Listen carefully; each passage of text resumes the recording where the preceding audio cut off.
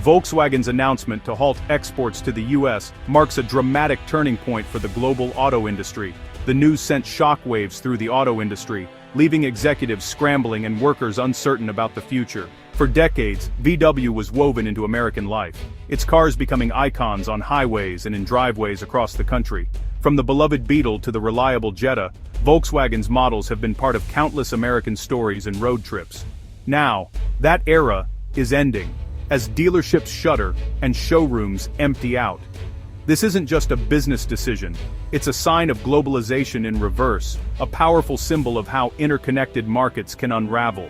Political tensions and trade disputes are now unraveling decades of economic integration, making international cooperation more fragile than ever. The move threatens thousands of jobs in Germany, Mexico, and beyond, impacting families and communities that depend on the auto industry. For American consumers, it means fewer choices and potentially higher prices at the dealership. VW's retreat is a defensive response to a hostile political climate and punishing trade policies that have made doing business abroad riskier. The idea of a world car, built for everyone, everywhere, is under threat as companies rethink their global strategies. Every international automaker in the US now faces the same question. How do you plan for a market where the rules can change overnight and yesterday's certainties are gone? Volkswagen's exit is the first major casualty in a trade conflict that shows no signs of slowing down. The industry is bracing for more upheaval, as this conflict could reshape the way cars are built, sold, and driven for years to come. The trigger for Volkswagen's retreat? Tariffs imposed by the Trump administration. In 2024, a sweeping 25% tariff hit all imported cars and light trucks, escalating to 27.5% for European vehicles. These tariffs make imported cars instantly more expensive, undermining decades of global supply chain efficiency. To avoid penalties, cars must now be 75% North American made, a direct challenge to global manufacturing. Even a proposed reduction to 15% is seen as a major burden by industry leaders. The message from Washington: if you want to sell here, you must build here. This policy ignores the complexity of modern car making, where parts and expertise come from around the world. The auto industry, especially Germany's, is a prime target in this economic standoff. The result: companies are forced into impossible choices, with the stability of global trade hanging in the balance. Volkswagen's response to the tariffs was swift: halt exports, cut losses, and protect what remains. The company had no choice but to act quickly to mitigate the financial damage. Executives scrambled to devise a strategy that would preserve the core of their business while navigating the new trade landscape. Billions in lost revenue forced VW to suspend all US-bound shipments, stranding thousands of cars in Mexico and Europe. These vehicles, once destined for American consumers, now sit idle, a stark reminder of the sudden shift in trade policies. Popular models like the Jetta, Taos, Tiguan, and Audi Q5 vanished from American showrooms. Dealerships across the country are feeling the pinch, with empty spaces where these bestsellers once stood, leading to a significant drop in sales and customer dissatisfaction. The Chattanooga, Tennessee plant survives, producing the Atlas and ID.4, insulated by domestic content rules. This plant has become a lifeline for Volkswagen in the US, ensuring that at least some models remain available to American buyers. This split strategy highlights the new reality: only US-built cars can compete. Volkswagen's focus has shifted to bolstering its American manufacturing capabilities, a move that underscores the importance of local production in the current economic climate. The human cost is severe. Factories in Mexico and Europe face layoffs and uncertainty. Workers who once relied on steady employment are now grappling with an uncertain future as production grinds to a halt. VW's retreat is a painful amputation, sacrificing global operations to save its American foothold. The company is making tough decisions, closing plants and scaling back operations in regions that were once integral to its global strategy. The company's American story isn't over, but it's being rewritten under duress. Volkswagen is determined to maintain its presence in the US, but the path forward is fraught with challenges and uncertainties. The ripple effects are immediate lost jobs, shuttered production lines, and a fractured global network. The impact of these changes is felt not just within the company, but across the entire automotive industry. For Volkswagen, survival now means shrinking to fit inside America's new trade walls.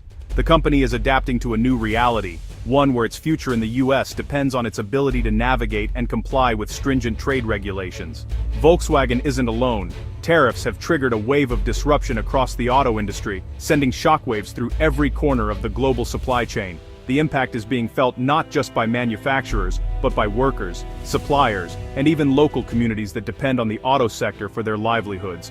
Other brands like Infiniti, Jaguar Land Rover and Lotus have halted US exports or cut jobs, unable to absorb the new costs. Showrooms that once buzzed with activity now sit eerily quiet, and dealerships are shuttering their doors as sales plummet. Even luxury icons like Ferrari and Aston Martin are issuing profit warnings, signaling that no segment of the market is safe from the fallout.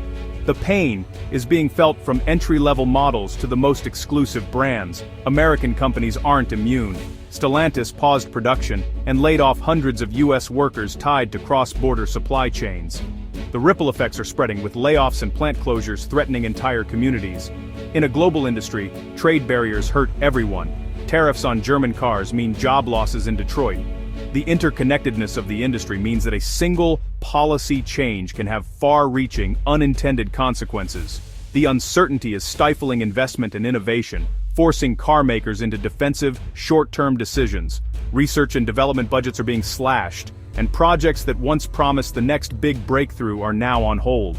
Mercedes-Benz is considering expanding its Alabama plant, but such moves require years and billions in investment. With the future so unclear, even the boldest plans are being second-guessed, and companies are hesitant to commit. The industry is stuck in a reactive crouch, unable to plan for the future. Managers and engineers are left scrambling, trying to adapt to a landscape that seems to shift by the day. The world's most complex manufacturing machine is grinding to a halt. Production lines that once ran around the clock now stand silent, and the sense of uncertainty is palpable. The chill is industry-wide, and the consequences are just beginning. As the situation unfolds, the true cost of these disruptions may take years to fully understand. For American car buyers, the impact is immediate: fewer choices and higher prices. European saloons and hatchbacks are disappearing, leaving showrooms dominated by SUVs and pickups. With less competition, prices rise, and consumers lose bargaining power. The tariffs, meant to protect US industry, act as a hidden tax on buyers. Budget-conscious families and enthusiasts lose access to affordable, unique models like the Jetta and Golf R. The used car market will tighten too, as fewer new imports mean fewer used options down the line. The dream of affordable, interesting cars is fading, replaced by a more expensive, monotonous market. The squeeze is felt at every level, from new cars to used, from first-time buyers to collectors. Trade policy is punishing choice and rewarding conformity, and the American driver is paying the price. The numbers tell the story.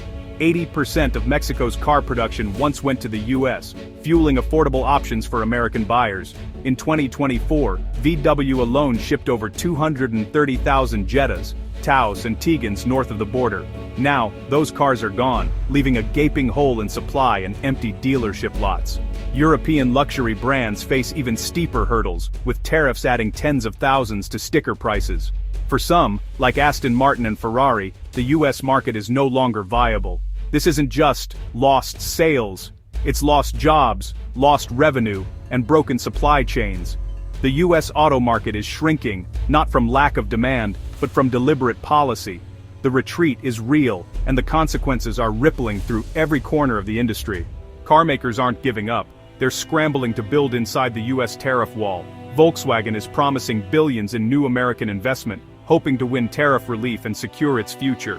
The company is considering local production for more models, including Audi, but this requires years and massive spending. Other brands, like Mercedes-Benz, are expanding US plants, reversing decades of globalization. Instead of building efficiently worldwide, companies must now duplicate factories region by region. This inefficiency means higher costs passed on to consumers. The shift to electric vehicles adds another layer. US subsidies favor domestically built EVs, shutting out many imports. The scramble to build American is about survival, not opportunity, and it's reshaping the industry's future. Volkswagen's warning is clear. Trade wars hurt everyone, not just car makers. Tariffs disrupt supply chains, slow economic growth, and poison US-Europe relations. If the conflict escalates, more companies may pull out, leaving Americans with fewer choices and higher prices. Retaliatory tariffs could hit U.S. exports, deepening the economic pain. VW's costly pivot to U.S. production is a survival tactic, not a solution. The dream of a world car is fading, replaced by inefficient regional models. The empty lots, lost jobs, and rising prices are all symptoms of this conflict. The future depends on whether leaders choose negotiation over escalation. Volkswagen has shown the cost. Now the world must decide if it's willing to pay.